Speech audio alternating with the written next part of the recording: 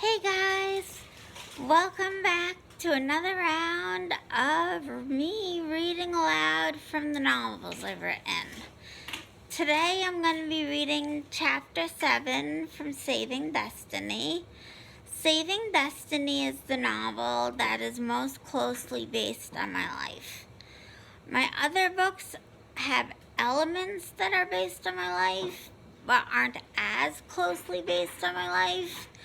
Saving Destiny is still fictionalized, and there are still parts that I made out of the blue or made up from experience friends of mine have had, or things I've seen on TV, seen on the news, read in other books. But Saving Destiny is still the closestly based off my life. So, with that said, I'm going to start reading Chapter 7 of Saving Destiny. This chapter is from Destiny's point of view. Destiny. Oh, yeah. And we left off in Chapter 6 with Destiny's mom, Bonnie, and her dad, Alan, having a meeting where they discussed how if Destiny continues to run away from the group when she goes off unit, then she will not be able to go to regular residential treatment. She'll have to go to a locked long-term state hospital. And her parents are getting really worried that that's what's going to happen, and she's going to turn into a career mental patient and not have a life ever. And so they're desperate to help her. In that desperation, her mother tells her that, yeah, if you don't start going back with the group when they go back to the group instead of running away from the group, you're going to end up in a long-term locked state hospital. And that's where we left off in Chapter 6. So here's Chapter 7. After my mom told me I might get sent to a long-term locked unit at a state hospital, I felt so tense I was almost vibrating. When I was on the unit, I was fine. I talked to Emma, who was going home soon, to Lily, who had gone home and come back, and to Ashley, who was back for the 4th time. The problems only started when I left the unit. After my mom warned me about the long-term state hospital, I tried to be an extra powerful control of myself. Jessa, one of the activity therapists, told us we're going to have a soccer game downstairs in the gym. Mike was going to be my one-to-one for that group. So I walked next to him as we followed Jessa down the stairs to the gym. On the way there, I kept reminding myself, I am not going to run. I am not going to run. I am not going to run. For the first minutes of group, I kept reminding myself that I was fine. But then the bad man started up again. Run. Run for your life. You have to, he hissed. I felt my breath quicken, but I continued to tell myself that I was not going to run. She will be in big trouble, the storyteller sang out. They both continued singing and yelling at me. It was wearing me down. Then I felt the ache in my muscles. I felt the pull, the itch. It was burning at me. It was melting me down. I looked around. Mike wasn't watching me that closely. If I could just get away, I would feel better. I was certain of this now. I heard a commotion behind me.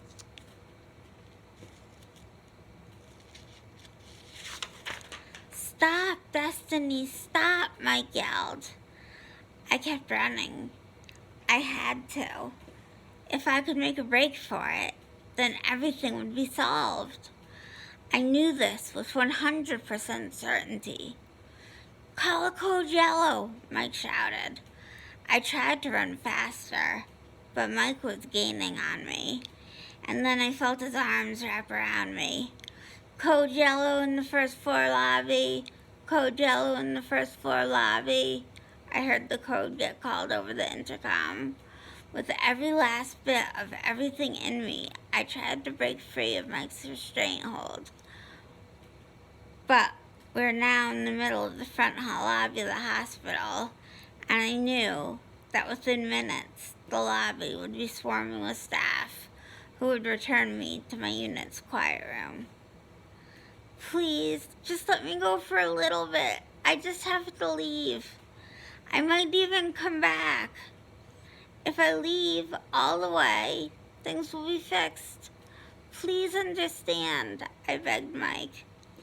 You can't leave. Now just try to calm down. Mike told me he still had me in a tight grip. I fought harder. I liked Mike, but I had to leave. Then I heard the sounds of pounding footsteps and the click-clack of stretcher wheels. The staff lifted me up in the air and dropped me down on the stretcher. All of my breath whooshed out of me, and then my breaths were coming too quickly. I was being held down on the stretcher, and the stretcher was going into the elevator. I couldn't let them bring me back to the unit. You must resist. You fool. The evilness you have is shining through. There will be evilness coming out of you. All is danger. Danger is on the unit. Danger will destroy you. You must resist. The bad man was ranting now. I didn't understand all of what the bad man was saying, but I got the gist of it. I couldn't let them take me back to the unit. I took in as deep a breath as I could, and then tried to fling my whole body weight into the air and out of the stretcher. It didn't work. The elevator door opened. We were going down the hall that led to my unit. I had to act quickly, or something would happen. I knew something bad would happen. I just didn't know what. I continued to thrash. I was so scared. I was breathing so fast that almost no oxygen was going in.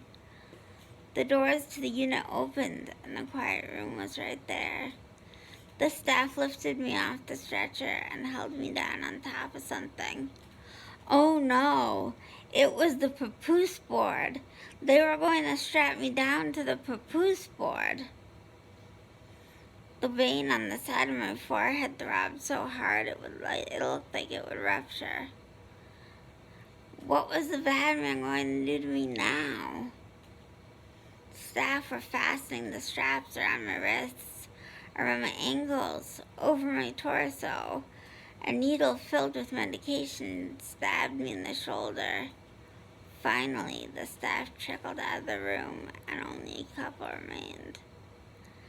I managed to catch my breath as the sing-song, eerie voice of the bad man and the storyteller faded, and my thoughts slowed down and became less jumbled up inside my head. I was starting to calm down, but then I remembered what my mom had said about needing to stay in control, about possibly getting sent to a locked state hospital unit long term. The calmness from the injection began to dissipate as I began to panic about what the ramifications of my freakout were. I had meant to stay in control. I really had. But somewhere along the line, I'd lost it. And now I was strapped to a board in the quiet room, facing the possibility of being institutionalized. Silent tears formed in the corners of my eyes and dripped down into my ears. It's okay, Destiny. Vicky, the staff in the room with me, tried to reassure me. She knelt down next to me and gently wiped the tears out of my eyes with a washcloth. "We're gonna help you out." I nodded my head, the only part of my body that I could move. Later, when they released me from the papoose board, my mom mentioned to me how my nurse mentioned to me how I've noticed that when we give you your PRN Haldol, it seems to help you a lot.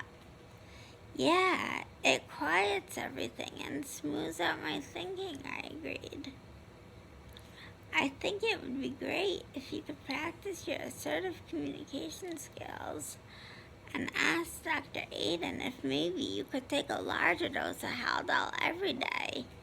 It might help you stay in control while you're off the unit," the nurse suggested. "I think I can do that," I told the nurse.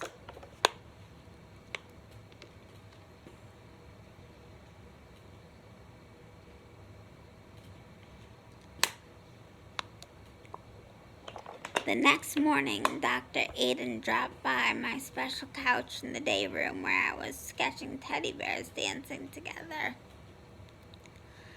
"I wanted to ask you if I can take a larger dose of Haldol every day," I asked him. "Yeah, I read in your chart that you spoke to the nurse about that, and I think it would be a fine experiment.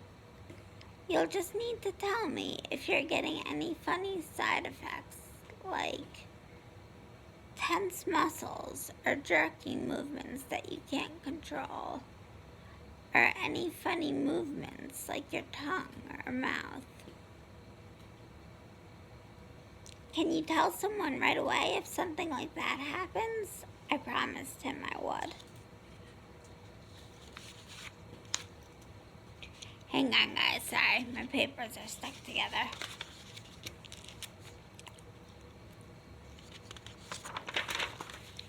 The next morning, when my nurse gave me my meds, she pointed out the light peach-colored tablet. "This is your increased dose of Haldol. You'll be taking it twice a day now," she explained to me. I dutifully swallowed the tablet along with my other meds and prayed that inside my head that the pills would help me feel better. Over the next several days, I was able to stay with the group when I was off the unit a little longer each time. Unfortunately, all of my ventures off the unit still ended up with me being carried back to the unit in hysterics. Still, each time I stayed a little longer, and the staff were noticing my progress. The Haldol definitely did make a difference. The voices, the bad man and the storyteller, got a lot quieter. It was easier for me to tell the difference between this real people and hallucinations. Also, I was able to think more clearly than I had in a while. "You're doing much better these days. Everyone is noticing," Dr. Aiden told me one morning about a week after I started the Haldol. "Are you feeling better inside?" I nodded and told him about things being quieter and quieter.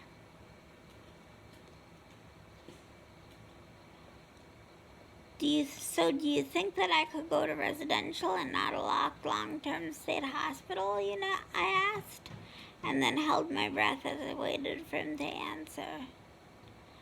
"It is very likely," he told me. "Just keep on doing what you've been doing, and everything will work out."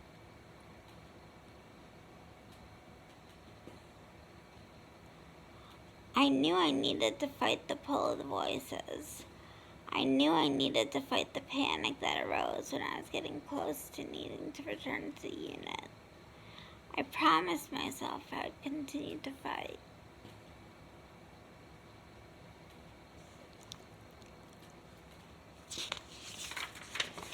Four days later, I did it. I went off the unit and played basketball with the other kids on my unit, and then, as I walked back, I squeezed Mike's hands and told the voices of the bad man and the storyteller that I was busy and couldn't listen to them right now. Mike buzzed us into the first set of doors. I took a big breath, squeezed Mike's hand like my life depended on it, and walked through. My heart smashed around in my chest. Mike buzzed open the second set of doors. I took another deep breath, squeezed Mike's hand again, and stepped through. As soon as the doors clicked shut behind me, Mike and a bunch of the other staff that were already on the unit burst into applause. "You go, girl," Mike high-fived me. "I knew you could do it." I smiled. I knew this clinched it. There were no other reasons left for them to send me to a locked long-term state hospital. Once I started being able to leave the unit and return safely on my own accord, life at Haverford Hospital got a lot easier. I got to go to all the groups, and a lot of them were fun. My favorite was when they took us outside to play sports and games. They had these swings on grounds that went super high. I liked to go on those a lot. Mike used to push Ashley, Lily, and I so high we'd scream and giggle. Once I'd been at Haverford Hospital for over a month, a strange new doctor approached me while I was in my room, posing my bears and then sketching pictures of them. At first, I got a little nervous that I was hallucinating again, because I couldn't recall ever seeing this doctor on the unit before, and I certainly didn't know him from anywhere else. "Hi, Destiny. Remember me?" he asked.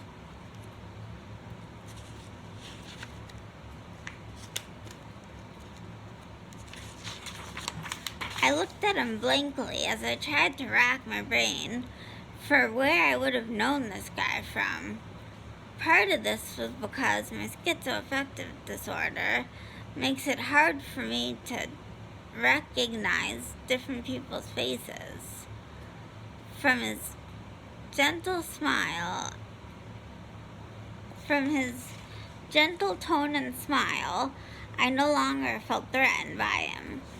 The more I studied all of the details of him, his shiny black dress shoes, his mint green scrub bottoms, and tucked in so that you could see the orange tie to the bottom sticking out of the top, his white coat, the stethoscope around his neck, his ID badge reading Dr. Schweier's, the more I realized he had to be real. "I'm Dr. Schweier's, the GI doctor that saw you quite a few times at the beginning of your stay here. I'm that awful jerk that put the order in for you to have that tube nose jewelry and dancing partner." He grinned at me in a joking manner. I couldn't help it. He was kind of funny. I smiled a little bit. "You were pretty distracted the first few times I assessed you. I'm happy to see you so much more with it and interactive now," he said. I gave him a thumbs up and had Blinky high-five him. He seemed like a cool doctor. "How has your stomach been feeling?" he asked me. "As long as I don't do anything more than a few sips of Ensure, I'm okay. Anything more than that, I'm incredibly nauseous and have to force myself not to dry heave and vomit up the NJ tube. I get really bad cramping, stabbing, shooting pains all over my stomach as well," I explained.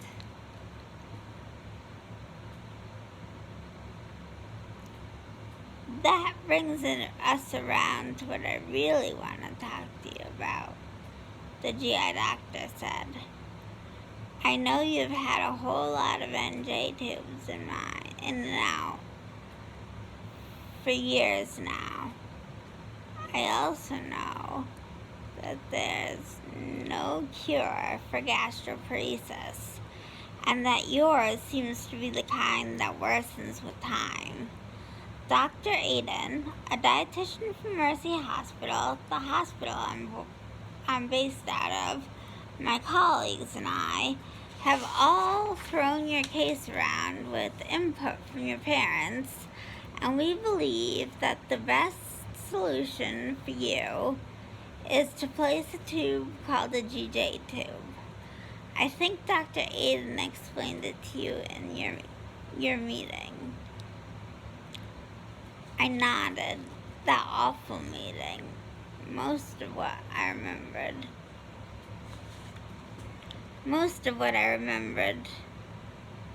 from that meeting was a feeling of total rejection. But I also remembered him telling me about the GJ tube and how they could take the tube out of my nose and still feed me through my intestine, and how the G-port could be hooked up to a bag and allow me to drink and drain clear liquids back out of my stomach and into the bag without the drinks making me sick, bloated, or causing any obstruction or perforation. We have you scheduled for the tube placement for tomorrow afternoon.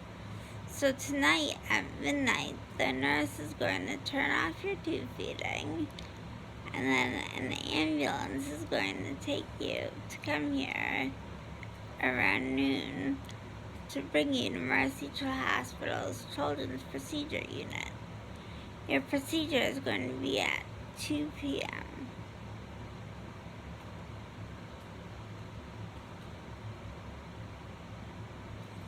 Why do I have to leave at noon then?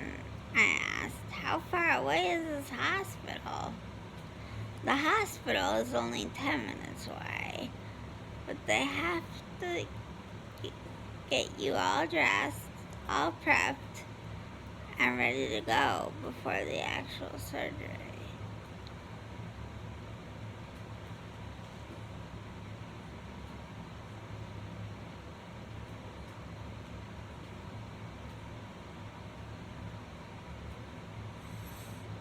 They have to have you changed into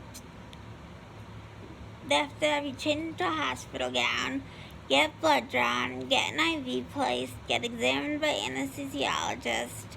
Your mom or dad will have to meet you up there to sign consents for surgery and anesthesia. It's a whole process. Will it hurt? I asked.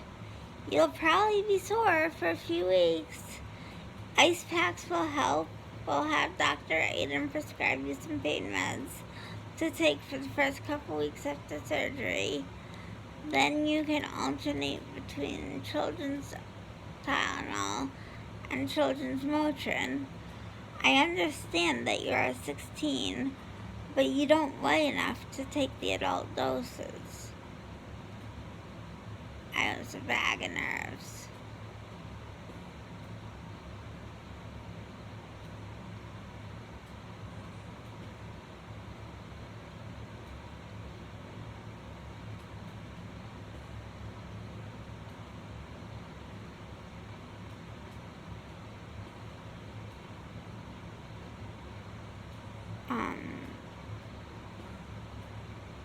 I was a bag of nerves waiting with my mom in the pre-op area of the Children's Procedure Unit.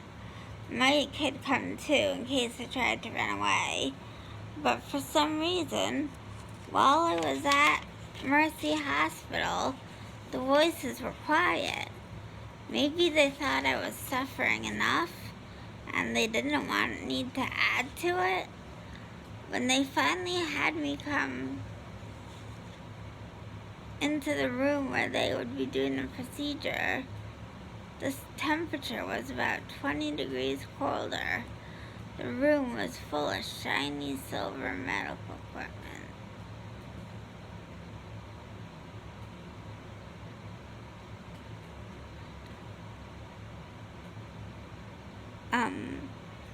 And sterile blue sheets There was a table in the middle of it with lights directed on it, and what looked like big, huge, flat-screen TVs directed on it as well.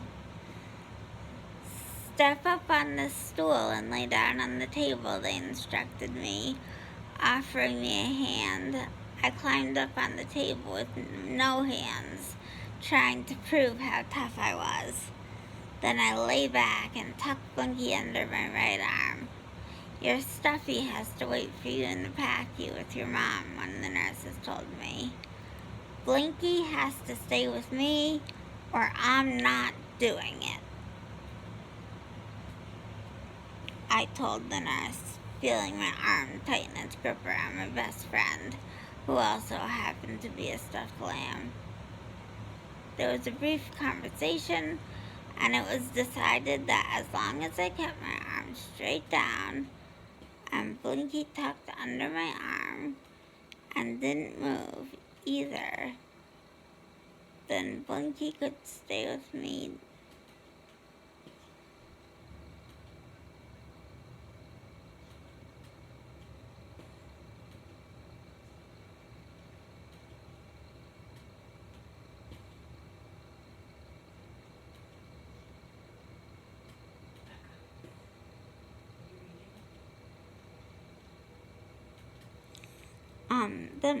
By then I was so nervous and scared that I was shaking and shivering. I'm going to give you some happy juice now, the anesthesiologist told me, pulling out a syringe filled with white milky liquid that I would later learn was called propofol. The room began to get fuzzy and far away, and the next thing I knew, I was hearing my mom's voice talking to me. You rocked that like a champ, she said. I started to laugh at my mom trying to talk like someone from my generation, but then the waves of pain started hitting me. I felt like my entire torso had been run over by a truck. Reaching under my hospital gown, I could feel a large dressing and then a tube coming out with the 2 different ports to it. Then I reached up to my face. There was no tube there, just my face. I smiled a huge grin. I would be able to look in the mirror and see myself for who I really was. When I opened my mouth wide open, there were no tube again going down the back of my throat. There would be no more constant runny nose or tearing eyes. The nurse came over to me and showed us how to hook the bag up to the G-port to drain out my stomach of bile, air, and clear liquid drinks. Then she demonstrated with a syringe full of water how to put stuff through the J-port.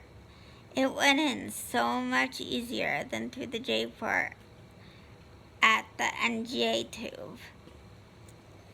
We have to observe you another hour to make sure there are no surprise side effects from the procedure or the anesthesia, and then the ambulance will bring Mike and you back to Haverford Hospital, the nurse said. I just lay there in too much pain to move, let alone breathe. Are you in pain? The nurse asked. Yes, I gasped. She disappeared and moments later reappeared with a syringe full of medication.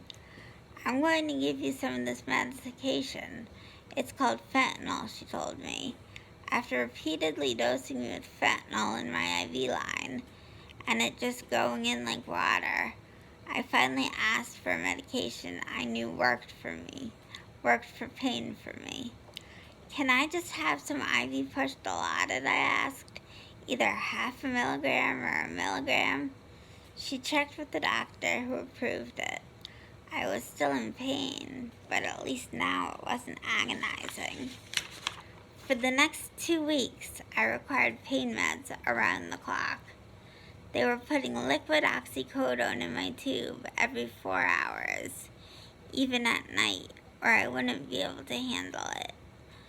To me, the oxycodone in my tube every 4 hours. To me, it felt worse than intestinal perforation surgery Maybe it was just because it was such a long time ago, but I don't know. It hurt like crazy. It was such a nice feeling to be able to sit down with the other kids at meal times, though, and sipping apple juice, a lemonade, a cup of Crystal Light. I felt included in a huge social aspect again. My mom had ordered me a special bag to put the G2 drainage bag in, and then I wore it like a purse so that no one would know what was in it as long as you didn't look too closely. The other kids asked me what happened to my tube in my nose, and I explained to them that it was now a 2-for-1 deal, and it was in my stomach, and I would show them my cool party trick, where I would drink some red Crystal Light from the bubbler of Crystal Light they always had available in the day room, and then excitedly have them watch as the fluid immediately drained out into the drainage bag that I'd removed from its cover for the demo. The other kids, especially the boys, thought this was super cool. Most of the kids who had been in the hospital when I'd arrived had been discharged a while ago, but the only ones that remained were the other long-term track kids, who I didn't really know that well, even though I'd become one. Hold on.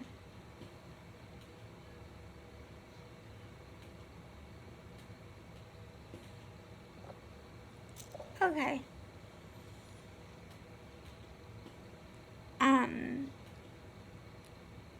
Lily and Ashley, who kept coming back and forth after being discharged only several days before.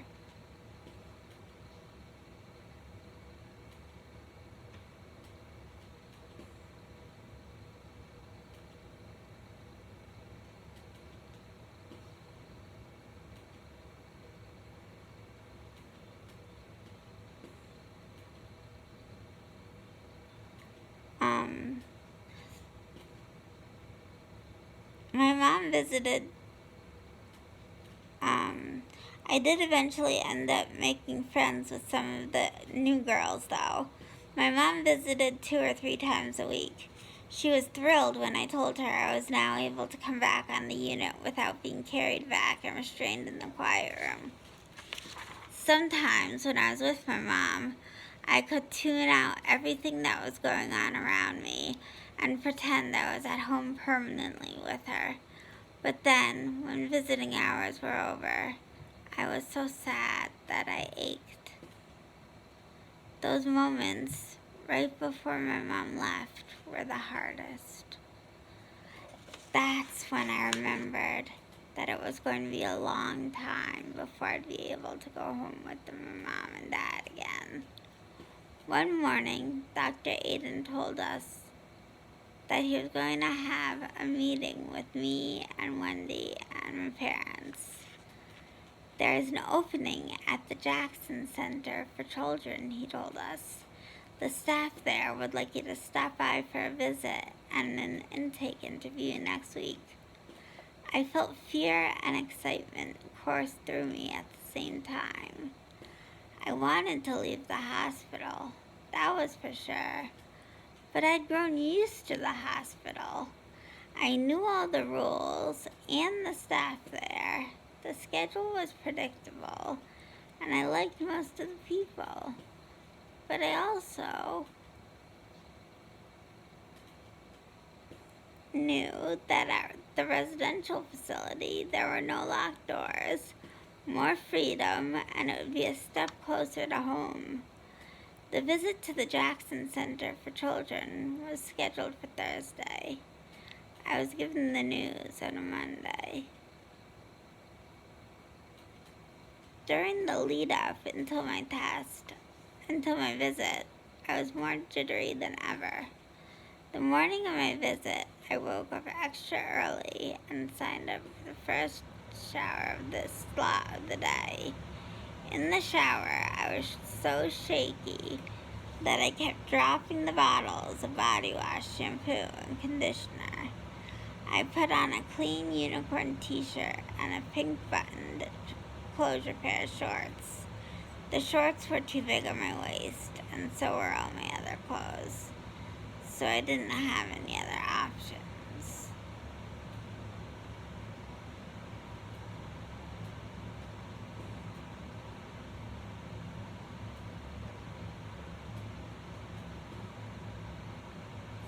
I had lost almost 10 pounds in the last 2 months, which was quite a bit for someone who only weighed 77 pounds to start with. Hopefully the tube feeding from the GJ tube will help you gain some of your weight back, Christy told me when she saw me getting frustrated repeatedly pulling my pants up. I try so hard, I just can't keep anything down, I said. I know, it's not your fault, it's the gastroparesis, Christy reassured me. You're not doing anything wrong, you can't help it.